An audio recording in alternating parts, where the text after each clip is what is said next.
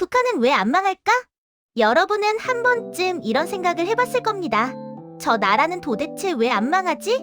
경제는 무너진 것 같고 국제 제재는 수십 년째 이어지고 있고 식량난 이야기도 끊이지 않습니다. 뉴스에서는 항상 위기라고 말합니다. 그런데도 북한은 여전히 존재합니다. 그리고 생각보다 안정적으로 유지되고 있습니다. 왜일까요? 오늘은 그 질문에 대해 조금 더 깊이 들어가 보겠습니다. 하나, 우리는 경제만 보고 있었다? 많은 사람들이 이렇게 생각합니다. 경제가 저 정도면 당연히 붕괴해야 하는 거 아냐? 하지만 역사를 보면 경제난이 곧바로 체제 붕괴로 이어진 사례는 생각보다 많지 않습니다. 국가는 회사가 아닙니다. 적자가 난다고 자동으로 파산하지 않습니다. 특히 독재 체제에서는 더 그렇습니다. 왜냐하면 그 체제를 지탱하는 건 경제 성장률이 아니라 권력 통제력이기 때문입니다. 북한은 통제에 최적화된 국가다. 북한은 단순한 가난한 나라가 아닙니다. 세계에서 가장 촘촘한 통제 시스템을 가진 국가 중 하나입니다. 이동의 자유 제한, 정보의 철저한 차단, 주민 상호 감시 구조, 강력한 보위기관, 외부 정보가 차단된 사회에서는 비교가 어렵습니다. 비교가 없으면 분노도 조직되기 어렵습니다. 체제를 바꾸려면 사람들이 이건 잘못됐다는 공통인식을 가져야 합니다. 그런데 북한에서는 그 공통인식을 만들기가 구조적으로 어렵습니다. 세대 엘리트는 체제를 원한다. 또 하나 중요한 점이 있습니다. 북한 상층부, 군부와 당 간부, 보위기관 고위층은 이 체제에서 모든 것을 얻습니다. 권력, 특권, 안전. 체제가 무너지면 그들은 특권을 잃는 것이 아니라 어쩌면 처벌받을 수도 있습니다. 즉, 그들에게 체제 붕괴는 개혁이 아니라 위험입니다. 그래서 그들은 단결합니다. 권위주의 국가는 위에서 깨지지 않으면 아래에서 무너지기 어렵습니다. 내 핵무기라는 보험. 북한이 다른 가난한 독재국가와 결정적으로 다른 점, 바로 핵무기입니다. 핵은 단순한 무기가 아닙니다. 정권 생존 보험입니다. 외부에서 군사적으로 개입하려면 엄청난 피해를 감수해야 합니다. 이 때문에 북한은 건드리기 어려운 국가가 됩니다. 외부 압박은 가능하지만 외부 제거는 거의 불가능한 상태. 이 차이는 큽니다. 다소 완전히 망하지는 않는 경제. 겉으로 보면 북한 경제는 무너진 것처럼 보입니다. 하지만 내부에는 장마당이라는 비공식 시장이 존재합니다.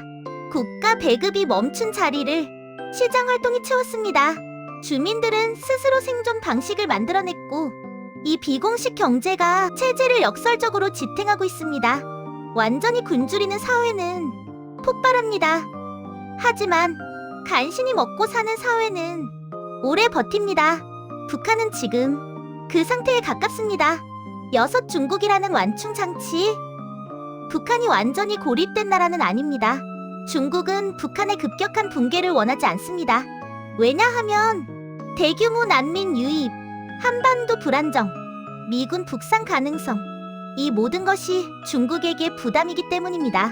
그래서 북한은 완전 붕괴 직전까지 가지 않도록 최소한의 숨통은 유지됩니다. 7. 그래서 북한은 안 망하는가? 중요한 건 이것입니다. 북한은 성공한 국가라서 유지되는 게 아닙니다.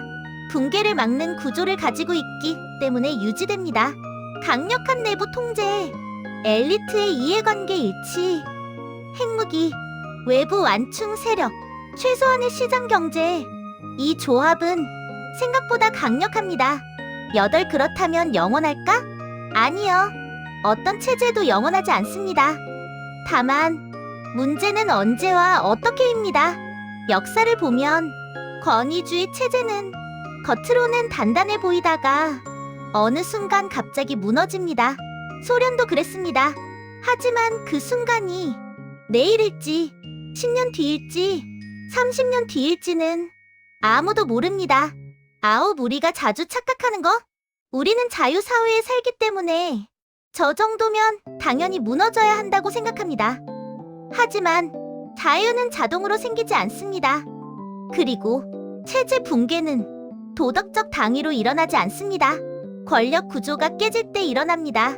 북한은 아직 그 균열이 겉으로 드러나지 않았을 뿐입니다. 아무리. 그래서 질문은 이렇게 바뀝니다. 왜 안 망할까가 아니라 어떤 조건이 갖춰지면 변할까? 북한은 약해 보이지만 구조적으로는 꽤 견고합니다. 그리고 그 사실이 이 문제를 더 복잡하게 만듭니다. 여러분은 어떻게 생각하시나요?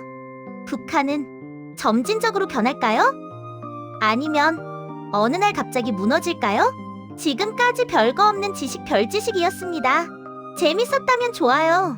다음 이야기가 궁금하다면 구독 부탁드립니다.